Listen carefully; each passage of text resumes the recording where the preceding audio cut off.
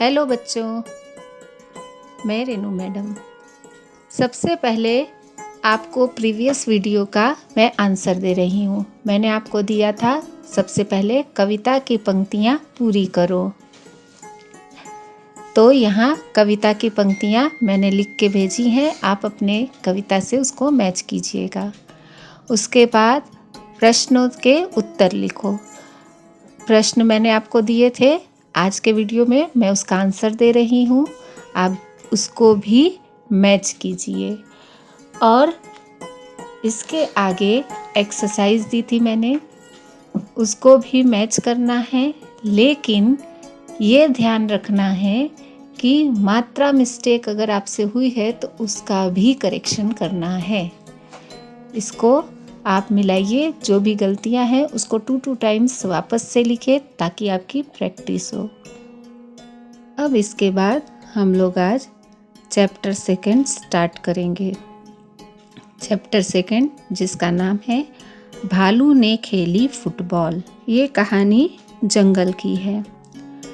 सर्दियों के मौसम में सुबह के वक्त चारों तरफ कोहरा ही कोहरा था। ऐसे में एक शेर का बच्चा, जिसको बहुत ठंडी लग रही थी, वो बिल्कुल सिकुड़ कर गोल मटोल बनकर पेड़ के नीचे सोया था। और दूसरी तरफ एक भालू सुबह वॉकिंग करने के लिए निकला था, लेकिन वो पछता रहा था क्योंकि ठंडी बहुत थी और उसे बहुत ठंड लग रही थी। तभी उसकी नज़र जामुन के पेड़ के नीचे पड़ी, जहाँ की शेर का बच्चा गोल मटोल बन के सोया था। चारों तरफ कोहरा था, इसलिए साफ दिख नहीं रहा था। तो भालू को ऐसा लगा कि कोई फुटबॉल पड़ा है, और उसने सोचा कि चलो अच्छा है, इससे खेलेंगे तो थोड़ी गर्मी मिलेगी।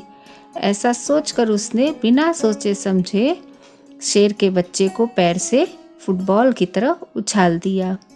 और जब शेर के बच्चे को उसने उछाला तो शेर का बच्चा बिल्कुल डर गया। हड़बड़ी में उसने पेड़ की डाल पकड़ ली, लेकिन पेड़ की डाल टूट गई और बच्चा नीचे गिरने लगा।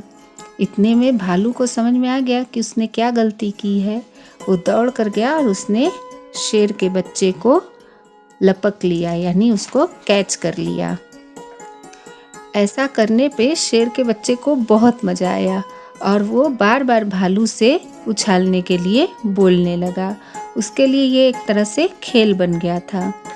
भालू बार बार बच्चे को उछालते उछालते थक गया था, लेकिन बच्चा फिर भी उससे बार बार उछालने को कह रहा था। ऐसे में भालू सोच में पड़ गया कि मैं किस आफत में फंस गया हूँ। और जैसे ही उसने 12वीं बार बच्चे को उछाला और बच्चा ऊपर की तरफ उछला, भालू वहाँ से अपने घर की तरफ भाग गया। अब बच्चे को उछाल कर भालू तो वहाँ से भाग गया, तो बच्चा कहाँ गिरेगा? नीचे ज़मीन पर। ऐसा हुआ और बच्चा धड़ाम करके ज़मीन पर गिर गया और उसके गिरते हुए एक पेड़ की डाल भी टूट गई।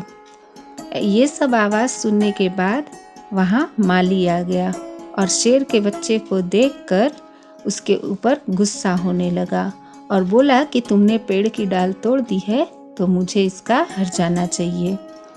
शेर के बच्चे को चोट भी लग गई थी, तो वो माली से बोलता है कि ठीक है, मैं ज़रा ठीक हो जाऊं, यानी थोड़ा मेरा चोट ठीक हो जाए।